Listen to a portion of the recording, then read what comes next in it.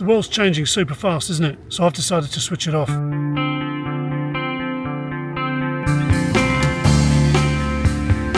What do I mean by that? The world, according to the news, is a very different scenario to what the real world is like out there.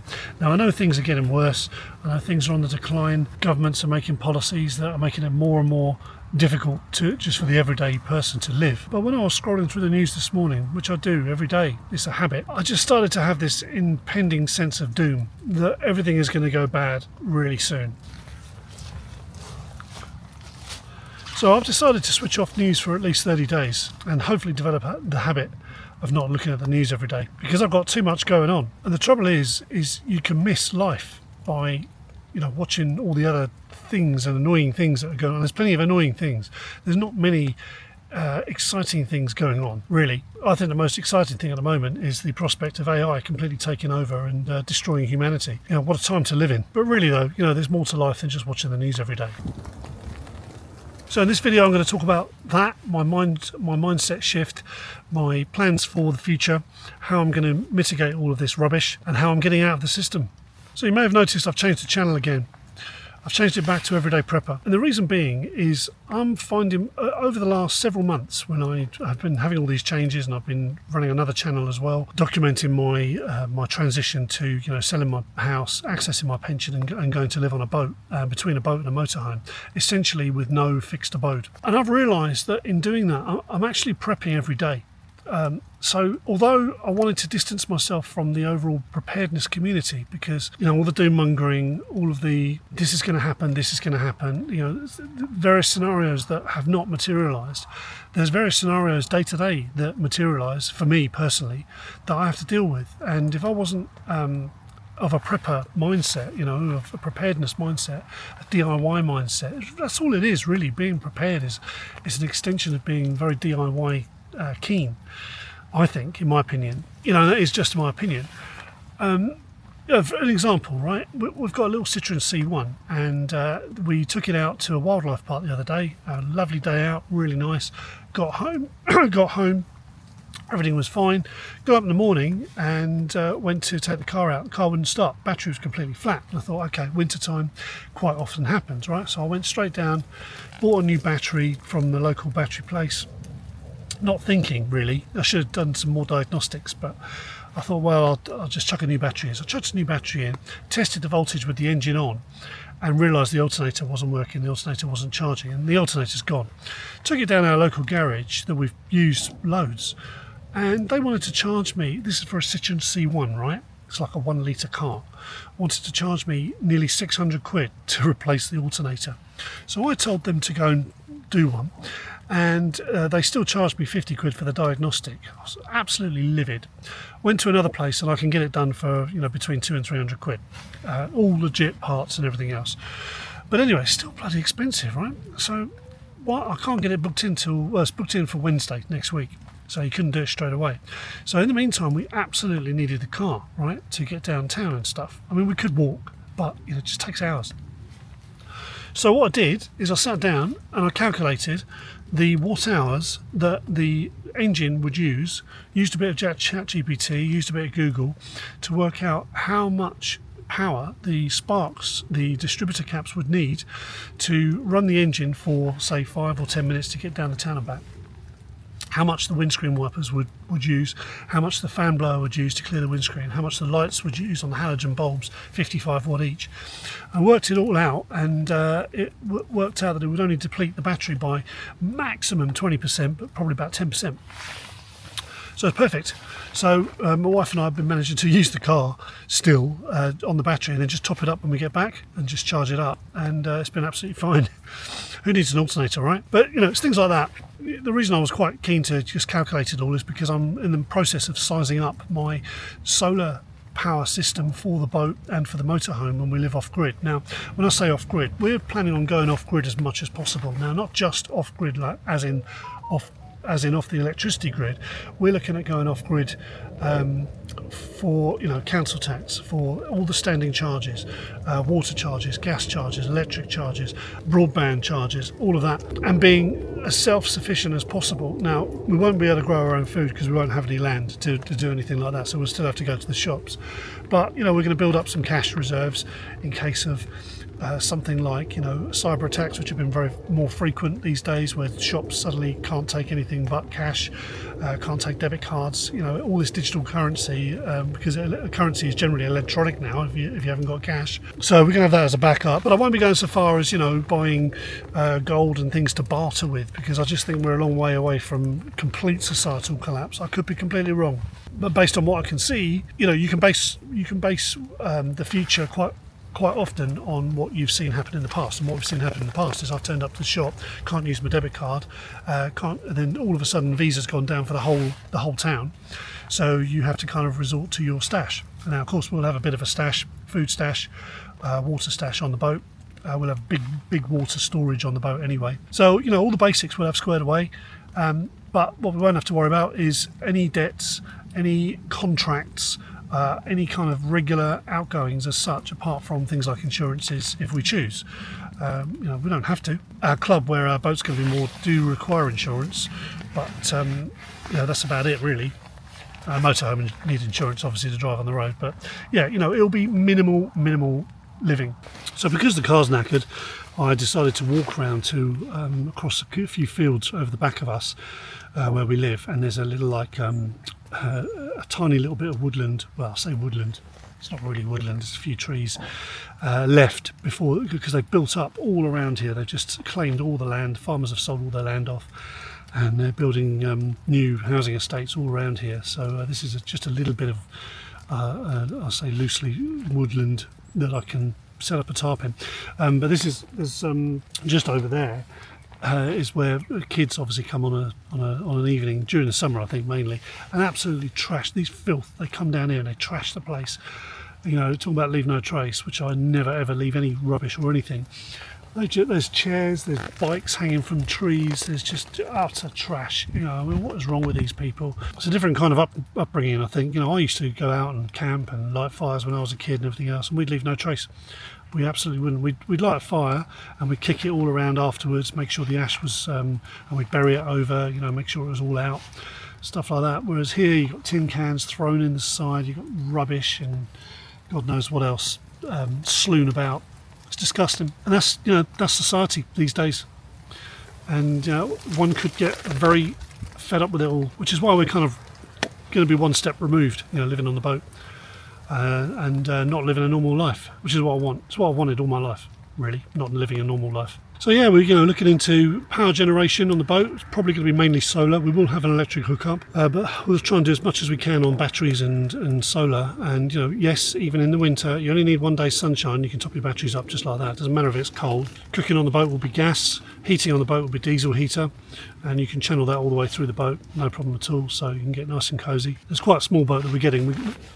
We can't go any more than 10 metres where we are, so it won't be a narrow boat or a canal boat. It's going to be a GRP fiberglass boat, which will be up to about 30 foot, between 30 foot and 32 feet, I think. We'll start looking around on those soon, costing them out, checking out whether I can fit on the bed, being over 6 foot. Right, I've got me BCB burner, so I'm going to get a coffee going in a second. It's got to be done. It's quite interesting where I'm parked here, where I'm camped up, set up tarp. There's only kind of one way in. There's a field over there, and there's the all the trash left up there by kids and everything else, and that's the way I came in. As I was coming in, something caught hold of my rucksack, and it was a really springy branch. I just pulled my way through it, and as it did it, for some reason it decided to ping back and slap me hard around the back of the head. So that was a nice experience. So staying fit for me is also really key. I know I've said this a number of times before on videos, but I set myself a 30-day challenge because I was getting into a habit of eating cakes, donuts, loads of sweet stuff, cookies and things like that almost every day. Well, pretty much every day, a lot every day. And it got to the point where I was just disgusted at myself.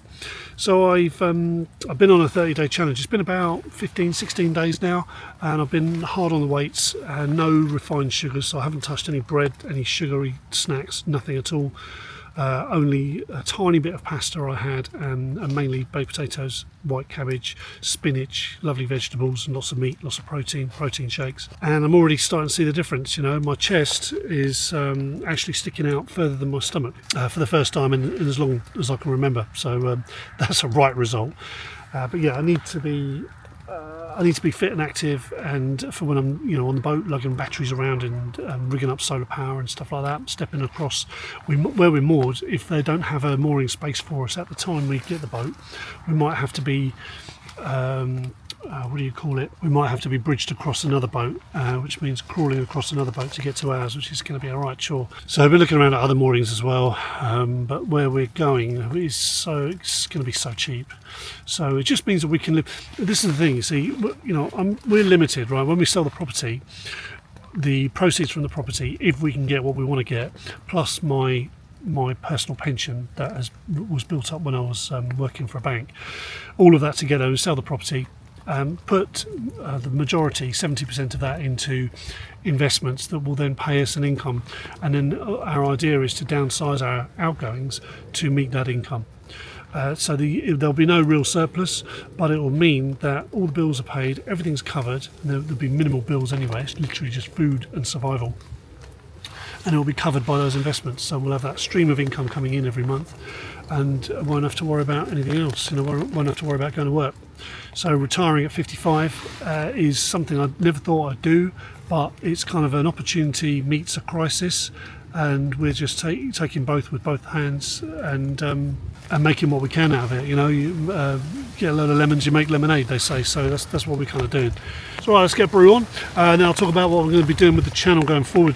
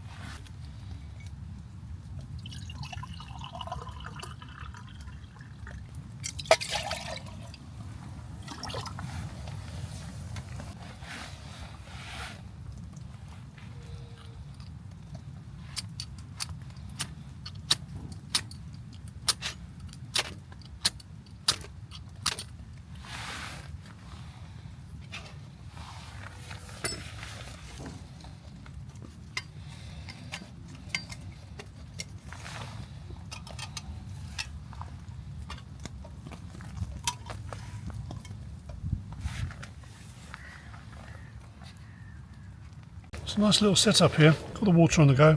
So going forward with the channel, I think for me, where I was going to just be specifically about trekking and hiking, makes it kind of difficult, because it's almost like the only time I'm going to be able to make a video is if I'm out hiking. You know, I've got so much else going on at the moment. I need to be able to put a video, maybe document an area of my life at home, or in the garden, or in the caravan, or you know, in the woods, or at a wildlife park or something like that. I was limiting myself, I think. And as I said, you know, at the end of the day, I realised that, you know, I'm prepping every day. I'm constantly thinking about mitigating problems, mitigating challenges and everything else. You know, we're not one of these couples that have so much money that if there's, you know, you can insure yourself to the hilt, and then if anything goes wrong, you just phone up the insurance company and go, yeah, come on in, fix it, and not know. You know, I used to know people like this at the bank. I used to know, I was good friends with a couple of, they didn't know anything about DIY at all, nothing.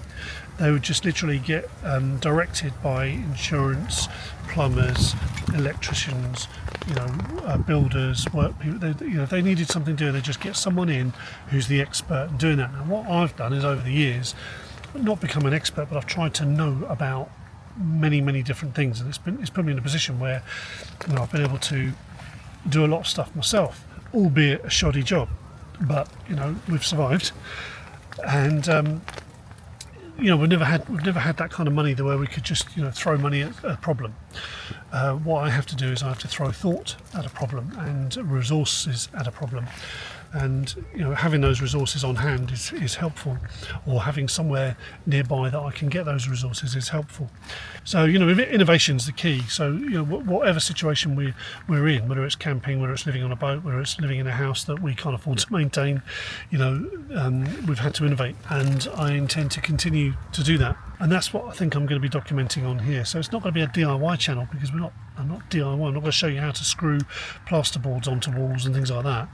I'd sooner go without the plasterboard. That's the way I think about it. But what I'm going to do is talk about situations that have arisen, or situations that I feel are coming up that we might have to deal with, and show you how I'm going to deal with it. And if that gets some interest, brilliant. If it doesn't, then I'll ditch it. But in saying all that, it will still force me to go out and sit under a tarp. There's nothing like it. I do still enjoy doing this, and I may as well film it while I'm doing it. There will be times, and there were times before, over the last couple of years, where I've been out on a tarp and just not filmed, and I've just enjoyed it, and practiced a few things and stuff off camera. But I will continue to do that. These BCB burners are not brilliant. No, it still wants to burn the handle.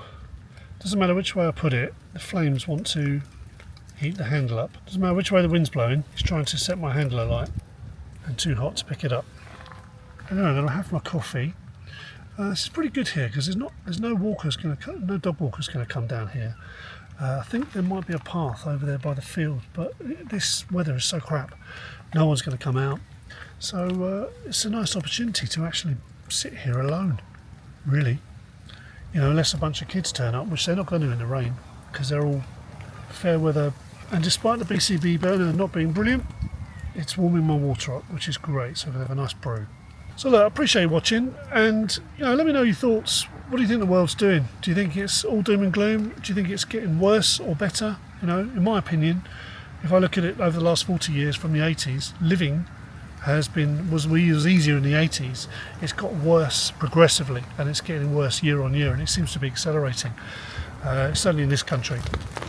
But I was grounded the other day, really grounded. I was watching a program called Homeland, it was made in 2012, and it's on Netflix, and really enjoying it. It's absolutely binge watching it at the moment. And there was a scene in there that was out in, I think it was in Venezuela. That's right, Caracas in Venezuela. And I was looking at the standard of living there. It's like absolutely, I don't know about dreadful, because people probably enjoy it there, I don't know. But it was a lot harsher than in the UK or in the West, definitely. And I did some Googling, I checked a couple of things out, and it really was how it was depicted in that film. You got people clamping onto main power grids, and channeling the electricity down into their houses, and makeshift circuit boards and all this sort of thing. People getting electrocuted left, right and centre, people falling out of buildings half repaired. Real different standard of living. And I just thought, what, I've got it pretty good actually. Might be tough in the UK. Cost of living's getting worse and worse, and harder, and things are getting harder. Don't get me wrong. Young people not being able to rent today because wages are not going up in line with the bills and all that sort of stuff. But we're not Venezuela just yet. We might be in 10 or 20 years' time, but what I'm saying is, right now, it could be a lot worse than it is. So it's just some perspective, really, that I had, and that particular scene in that film, in that program, grounded me. You've got to have some perspective. Somebody's always got it worse. Somebody's always got it worse. So let me know how you feel, and what you're doing. What you're doing to mitigate against it all. But in the meantime, I'm going to have this nice coffee, and then sit for a bit, get packed up, and I'll see you all soon.